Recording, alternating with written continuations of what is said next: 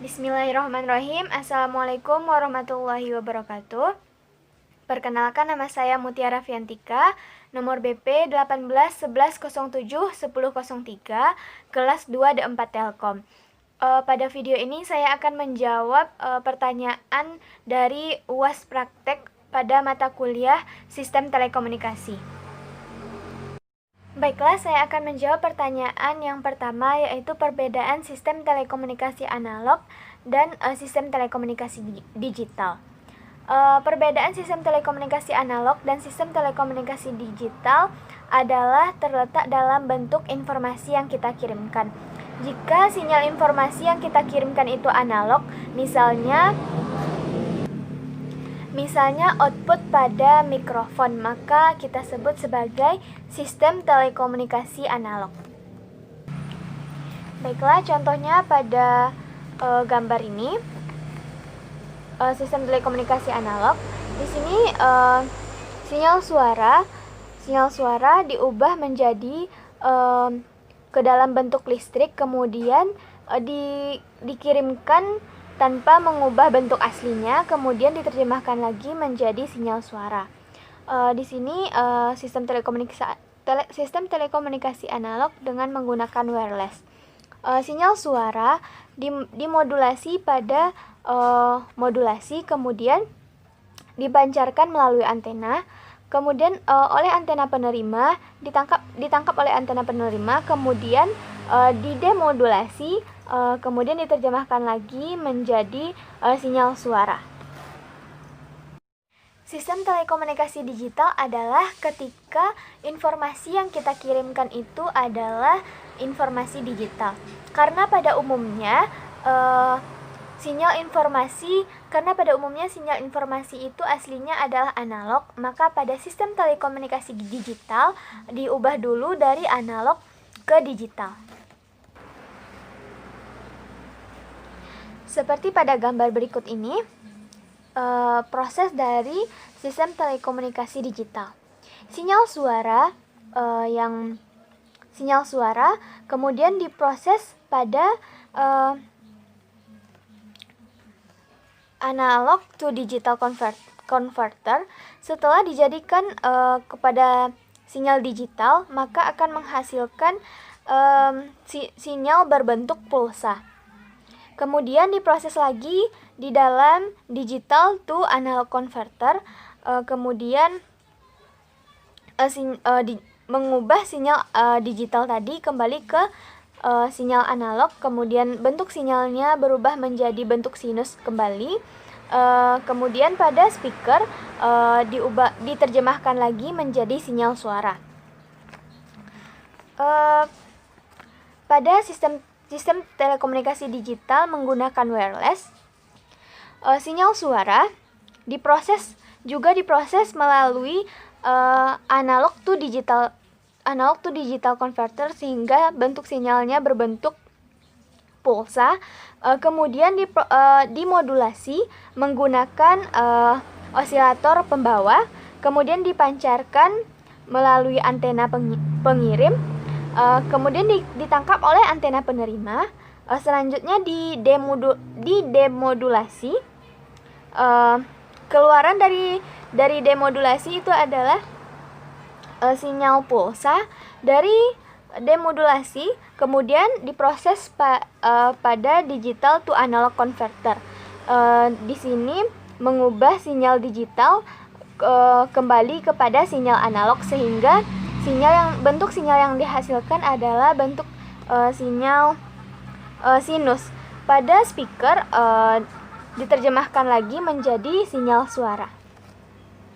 Pertanyaan nomor 2, kenapa penerimaan pada sinyal digital lebih baik dibandingkan dengan penerimaan pada sinyal analog?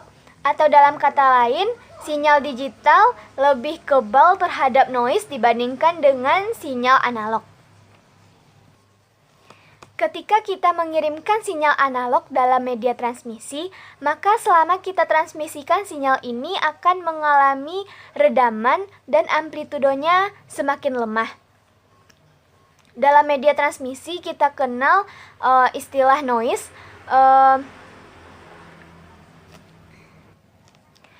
Noise ini akan secara langsung terjumlah kepada sinyal yang akan kita kirimkan. Oleh karena itu, sinyal yang akan kita kirimkan ini akan mengandung noise. Karena noise ini menyebar di setiap pita frekuensi, maka noise ini tidak bisa difilter ataupun dihilangkan. Terlihat pada gambar, berdasarkan penjelasan tadi, bahwasanya jika sinyal analog kita kirimkan melalui media transmisi, maka sinyal ini akan mengalami redaman yang mengakibatkan semakin lemahnya amplitudo. Terlihat pada gambar bahwa pada awal pengiriman sampai dengan penerima, amplitudonya semakin berkurang, yang mengakibat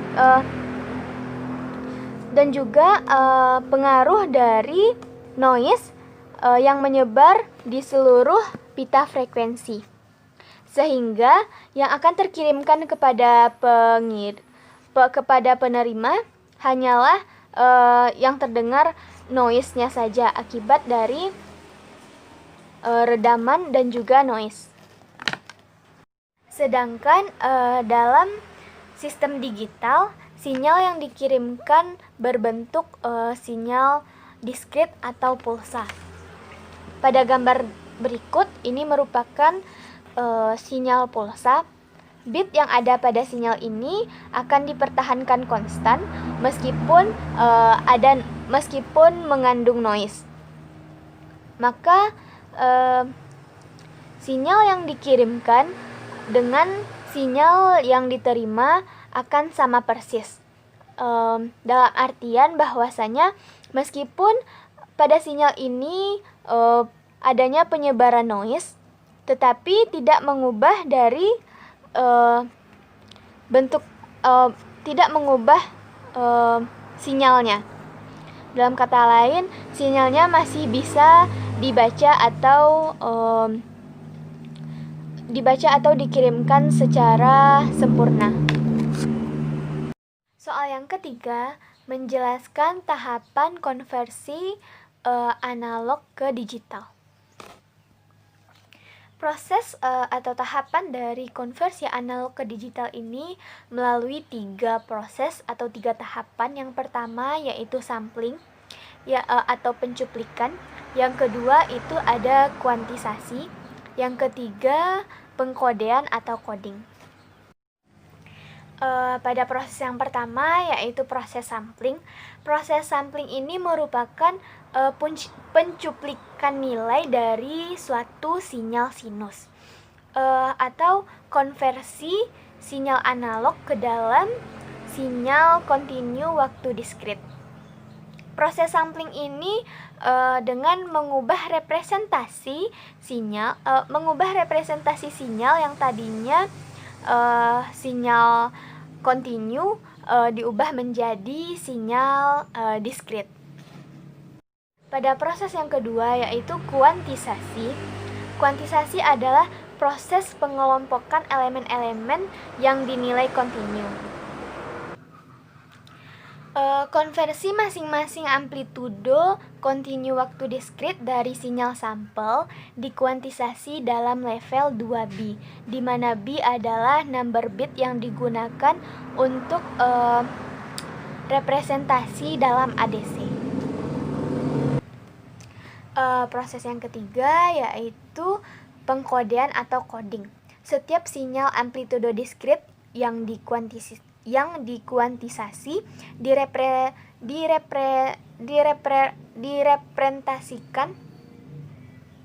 direpresentasikan ke dalam satu barisan bilangan biner dari masing-masing bit.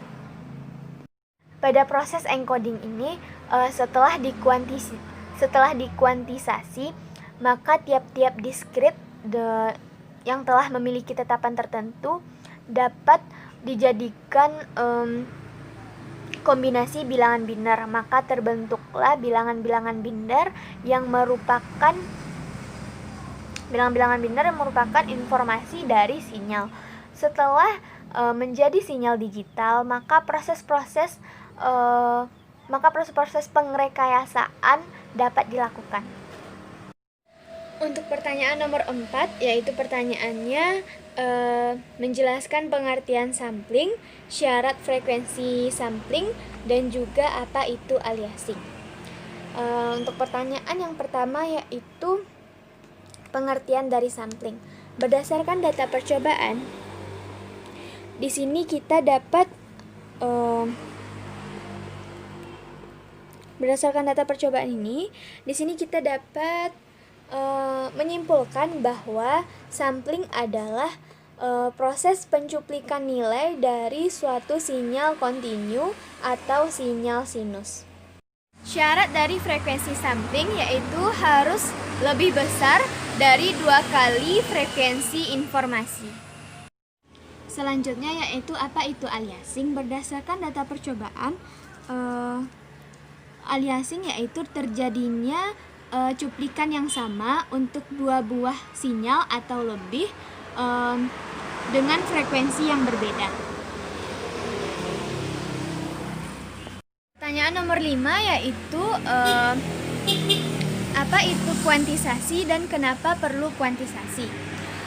Kuantisasi adalah proses pengelompokan diskrit yang didapatkan dari proses pertama ke dalam kelompok-kelompok data tertentu. Kenapa perlu kuantisasi? Marilah kita lihat pada data percobaan. Pada data percobaan terdapat 3 buah sinyal yang memiliki amplitudo dan frekuensi yang berbeda. Dengan berbedanya amplitudo dan frekuensi yang dimiliki oleh 3 sinyal tersebut, maka akan mengakibatkan banyaknya nilai sampel yang dihasilkan. Dengan banyaknya nilai sampel yang dihasilkan akan menghasilkan pengkodean dengan jumlah bit yang sangat banyak dan tidak bisa direalisasikan ke dalam sistem. Oleh karena itulah dibutuhkan kuantisasi pada proses setelah proses sampling. Selanjutnya pertanyaan nomor 6 yaitu apa itu compounding dan kenapa perlu compounding. Di sini sudah ada data percobaan dari praktikum compounding. Compounding adalah metode untuk mengurangi efek merugikan dari saluran dengan jangkauan dinamis terbatas. Apa diperlukan compounding? Penggunaan compounding memungkinkan sinyal dengan rentang dinamis yang besar akan disalurkan melalui fasilitas yang memiliki kemampuan jangkauan dinamis yang lebih kecil. Compounding akan mengurangi tingkat kebisingan dan juga crosstalk pada penerima. Selanjutnya pertanyaan nomor 7 yaitu perbedaan sinyal dengan compounding dan tanpa compounding untuk sinyal yang lemah.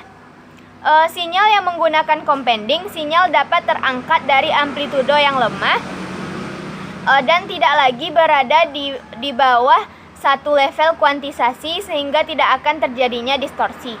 Sedangkan untuk penerimaan sinyal tanpa compounding, sinyal akan berada di bawah satu level kuantisasi dan tidak akan terangkat dari amplitudo yang lemah sehingga akan terjadinya distorsi. Baiklah, selanjutnya pertanyaan nomor 8. Yang pertanyaannya adalah perbedaan sistem modulasi ASK, FSK, dan PSK. Yang pertama, marilah kita bahas ASK, yaitu Amplitude Shift Keying, salah satu bentuk modulasi yang gelombang pembawanya dimodulasi berdasarkan amplitudo sinyal informasi digitalnya. Berdasarkan data percobaan, di sini dapat dilihat pada gambar pada sinyal yang pertama ini adalah sinyal informasi. Sinyal yang kedua ini ada sinyal pembawa, dan sinyal yang ketiga ini adalah sinyal ASK tadi, yaitu Amplitude Shift Keying, di mana salah satu bentuk modulasi yang gelombang pembawanya dimodulasi berdasarkan amplitudo sinyal informasi digitalnya. Dapat dilihat di sini sinyal pembawanya dimodulasi berdasarkan amplitudo dari sinyal informasi. Jika sinyalnya berupa 1, maka sinyal pembawa akan dikirimkan. Jika tidak, maka sinyal 0 yang akan dikirimkan. Dengan kata lain, munculnya frekuensi gelombang pembawa tergantung pada ada tidaknya sinyal digital. Selanjutnya adalah FSK atau frekuensi shift keying. FSK adalah bentuk modulasi digital yang gelombang pembawanya dimodulasi berdasarkan pergeseran frekuensi. Dapat dilihat pada data percobaan. Di sini ada sinyal informasi. Sinyal yang kedua ini merupakan sinyal pembawa dan sinyal yang ketiga ini merupakan sinyal FSK di mana bentuk modulasi digitalnya ini gelombang pembawanya ini dimodulasi berdasarkan pergeseran frekuensi dari sinyal informasi. Ini bentuk dari sinyalnya. Simbol 1 dan 0 ditransmisikan secara berbeda antara satu sama lain dalam satu atau dua buah sinyal yang berbeda frekuensi. Selanjutnya adalah PSK atau fasa shift keying. PSK ini merupakan bentuk modulasi digital yang proses pemodulasiannya menggunakan pergeseran fasa. Pada data percobaan, ini merupakan bentuk dari sinyal PSK atau fasa shift keying. Di sini adalah sinyal informasi berupa sinyal pulsa. Ini merupakan sinyal pembawanya, dan ini merupakan sinyal dari PSK di mana proses pemodulasian pada bentuk pemodulasiannya adalah berdasarkan pergeseran fasa. Di sini dapat dilihat dari terdapat pergeseran fasa. Sinyal gelombang pembawa sinusoidal dengan amplitudo dan frekuensi yang dapat digunakan untuk menyatakan sinyal biner 1 dan 0, tetapi untuk sinyal 0 fasa gelombang bergeser 180 derajat.